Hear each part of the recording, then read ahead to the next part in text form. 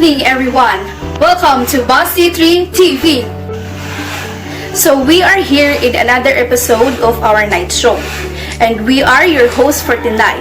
I'm Regine May Mandamiento. And I'm John Lemuel Tortogo at your screen. So, business. Business is everywhere, right? From the moment we step out inside our houses, we can see many and different businesses. So, my question is, what is the internal operation environment of business? Is this really part of the business world? So, to enlighten us tonight, we have guests from different businesses and companies. So please help us welcome our first guest. She is an owner of IF Company and her business has been running for almost 5 years until now. So let's see what lessons can we get from her. She is Miss Isabel Pausto. Hello, Regine. How are you, Miss Isabel? I'm doing good. It's an honor to be interviewed by you. Good to hear, Miss Isabel. And it's our pleasure to have you here in our show. So by the way, how's your business? Well, it is known for its product and service, and the reputation is carried throughout the industry and the clients that it serves. The internal business environment is defined as the evaluation in terms of respect, awareness, and knowledge, and the emotional and effective reactions of the various stakeholders. It is an intangible resource upon which the firm can build capabilities in its core competencies. It also helps the company decision makers accurately identify areas for growth or revision to form a practical business strategy or a business plan. So the internal management resources are the foundation for strategic actions, and these bundles of resources generate competitive advantage that leads to wealth generation and profit. In the development of this competitive advantage, the management must develop a new mindset to successfully accomplish the desired objective. Now we know and understand the analysis of firm's internal operation. Thank you for that information, Ms. Isabel. Let's go to our second cue, and here, for you, Ms. Isabel, how important it is to have a strategic analysis in our daily life or in a business? Well, strategic analysis can help us to analyze an organization's external and internal environment, assess current strategies, and generate and evaluate the most successful strategic alternatives. It allows you also to have clarity of the internal positive attributes of the organization that are under control. It helps identify strength of both internal as well as external resources, such that it leads to an increasing competitive advantage. Wow! I hope that our listeners and our future businessmen and women are capturing something in this episode. Thank you for that information, Ms. Isabel. Hope to see you again. John, it's your turn. Thank you, Reg. Our next guest is a kind, very successful businesswoman, and she studied her masteral at Harvard University. She is also running her business for almost 5 years and has 10 branches of her business. And that makes her business ranked as number 2 in the whole Philippines. Please help me welcome the owner of Kiz Cosmetics, Ms. Kiza Yung Balona. So hi, hello everyone.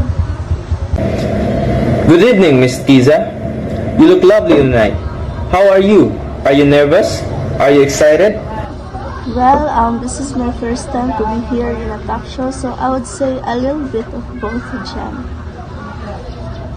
So, Miss, can you tell us about creating customers' value and why is it important to create value for your customers?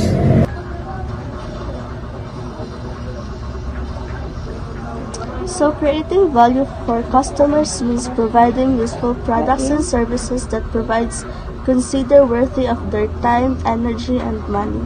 So why is it important to create value for your customers? To gain the trust and love of your customers, you should create strong ties between your brand and your target audience. It may be possible if the former not only provides quality services and functional goods but also more like ethics, the feeling of confidence, and of course positive emotions that make communication with your brand enjoyable and worthwhile. Miss Kiza, for you as a kind of a successful businesswoman, how do you value and manage your customers in your business? Because you already reached 10 branches of your business, it means you manage it well. Here's my thing, John. I always listen to criticism, even if it's positive or negative. I always take notes on what are the things my customers would like or would not like. So basically, they always are in my books. So that's how I handle my customers. Well said. We are so grateful to have a beautiful guest tonight. Thank you, Miss Kiza. Thank you. I hope you learned something from me. Back to you, Reg. Thank you, John. So our next guest is also graduated at the University of Harvard. She is the batchmate of our recent speaker, Miss Kiza Dalonos. Her product is known all over the world, and some of her branches are in different countries. Please help me welcome the owner of MK Clothing Line, Miss Maika Caseñas. Hello everyone. Hello Miss Regine. Hi Miss Maika, so how are you today? I'm okay and I'm glad that you invited me here. It's our pleasure, Miss Maika. So can you tell and share to us about the challenge of internal analysis? Internal analysis is to identify their strengths and weaknesses, which can help management during the decision making, strategy formulation, and etc. And it is a method for determining a company's asset, opportunities, and threats. Internal analysis is to gain into your organization, abilities, and potential threats, and you need to figure out what framework you'd like to use. And the best way to start with SWOT analysis to develop strategy for success and growth. The firm's success is not rooted mainly in identifying the problem, developing alternative strategies, and protecting the corporate resources, but on how effective the process of analysis and cooperative thinking done by all the manager in crafting the strategic action. What about the challenges that you have encountered in your company? What and how did you overcome them? How would I overcome the challenges? First, you must have faith and confidence in your own self. You must consider and accept all the mistakes you have encountered and learn from it. Learning is the process of reforms and development of new strategy. Wow, such a lot of new information and learning today. Thank you for your time tonight, Miss Maika. See you next time. So, to our future businessman and businesswoman, are you familiar with the tagline, "We bake it, right?" Well, our next guest has 12 branch here in the Philippines and 2 branch in Italy. She is the owner of the famous sweet cakes here in the Philippines. Please help me welcome the owner of the Sweethearts Bakery, Miss Talia Quezon. Hello, Miss Reg. I'm glad that I'm back. I told you that I will come back here. By the way, hello everyone. Hello viewers. Hello, Miss Talia. Welcome back to our show. Now, Miss Talia, I have these following questions for you. First is, what is managerial decision making? Second, what are the following that affect managerial decision making? The third one, or the last one, is how do you make or manage your decision for your business? Thank you for the most beautiful question, Miss Reg. So, the most important function in managerial economics is decision making. It involves the complete course of selecting the most suitable action from two or more alternatives. So, the primary function is to make the most profitable use of resources which are limited, such as land, capital, labor, and too many more. So, risk. Most managerial decisions are made under conditions of the risk. Decisions are taken in risk when the manager has some information leading to the decision but does not know everything and is unsure or unaware of the consequences. So under conditions of risk, the manager find it helpful to use probability estimates. This is where the manager's experience and or intelligence is of great help. Now that we have uncertainty, these are the decisions made under uncertainty when the probabilities of the results are unknown. There is no awareness of all the alternatives and also the outcomes even for the known alternatives. So, under such conditions, managers need to make certain assumptions about the situation in order to provide a reasonable framework for decision making.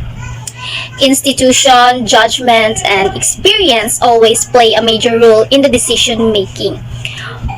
Process under conditions of this is a process of under conditions of uncertainty.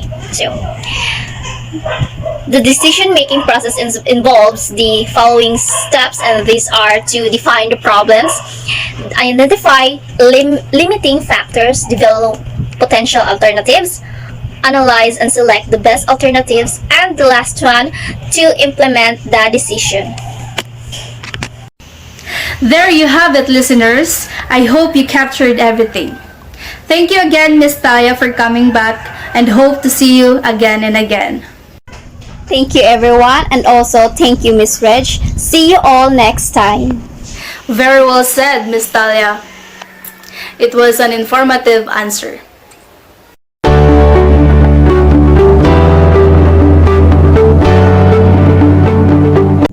When we say internal capabilities, this is the ability of a firm to achieve results by integrating tangible and intangible resources to the firm itself.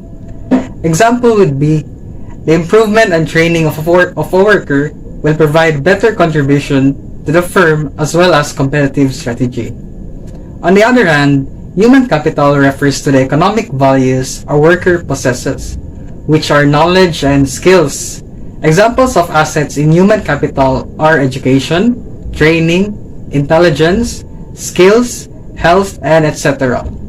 In other words, this can be tangible or intangible things that a worker possesses that he or she invests in the organization.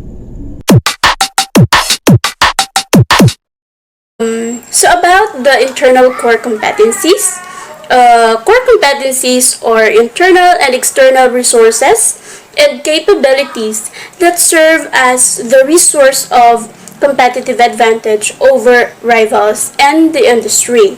So it reflects the firm's personality among its clients and stakeholders and emerge over time through an organizational process of accumulating and learning on how to deploy its resources and capabilities. So core competencies are the corporate crowning glory earned through concerted effort and actions. The firm is known by its client and stakeholders to perform especially well compared to competitors as they add value to its products and services. So, to further explain this core competencies, it helps an organization to distinguish its products from its rivals as well as to reduce its cost than its competitors and thereby attain a competitive advantage. So it helps in creating customer value, and also core competencies help in creating and developing new goods and services. So the development of internal core competencies is developed through time and the concerted effort of painstaking research and analysis.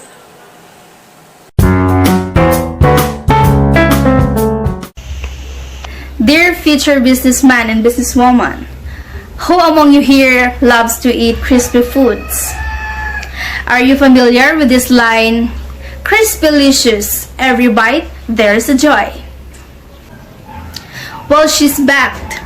She is also one of the famous owner of the restaurant here in the Philippines. Let's welcome again, Miss Angelica Patnaik. OMG, I miss you, Miss Reg. Hello, everyone. I'm so happy to be back. We are all happy too, Miss Angelica. So, Miss Angelica, what is value chain analysis? Second one is, what are the two important segments that need analysis for the business situation together with the followings? Okay, so value chain analysis is the process of understanding the parts of operation, creating value for the firm, and the analysis of cost composition in creating products that give the competitive advantage. It also identifies the multiple means to implement the chosen business strategy. So to explain further, or to further explain about this value chain analysis, it is a process where a firm identifies its primary and support activities that add value to its final product and then analyze these activities to reduce costs or increase differentiation. Value chain represents the internal activities a firm engages in when transforming inputs into outputs. So there are two important segments that need analysis of the business situation, which are the primary activities and the support activities. So what is these segments and why is this important? So first is the primary activities. So the primary activities are those that are related to product creation and delivery, which are the following. So first is the inbound logistics. So inbound logistics is concerned with the internal cost related to the operation, such as finance and other overhead costs related to production. Second is the operation. So operation is related to the efficiency and effectiveness in the manufacturing of the product with the use of system and procedures that generate economy. Third is the outbound logistics. It is related to the effectiveness and efficiency and product to its customers and client, at least cost to the firm. So fourth is the marketing and sales. So marketing is concerned with the development of creating a greater share of the market through advertising, sales promotion, and effective client relations. Fifth is the service. So it is concerned with the after-sales services undertaken by the firm to maintain a reputable image and develop continuous customer patronage. So the second segment is the support activities. So these activities that support the primary activities, which are the procurement, technological development, human resources management, and firm infrastructure. So first is the procurement. So this is the activity related to purchasing, delivery, storage, and inventory of the products that will be used in the production of goods. Second is technological development. So this is concerned with the technology that is applied in the production and the efficiency by which they are used. Third is the human resources management. So this is the recruitment, selection, and other process of making the workers productive in the development of products through motivation and development of moral values and work ethics. So fourth and the last is the firm infrastructure. So this is related to the physical facilities like buildings, machineries, and other physical assets that are inherent in the firm's operation and used with utmost economy. Wow! Thank you for that, Miss Angelica. We hope to see you again. Thank you for your time. Anytime, Miss Reg. Thank you so much and see you again next time.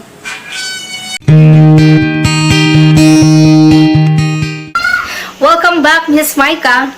You're such a successful woman at a young age.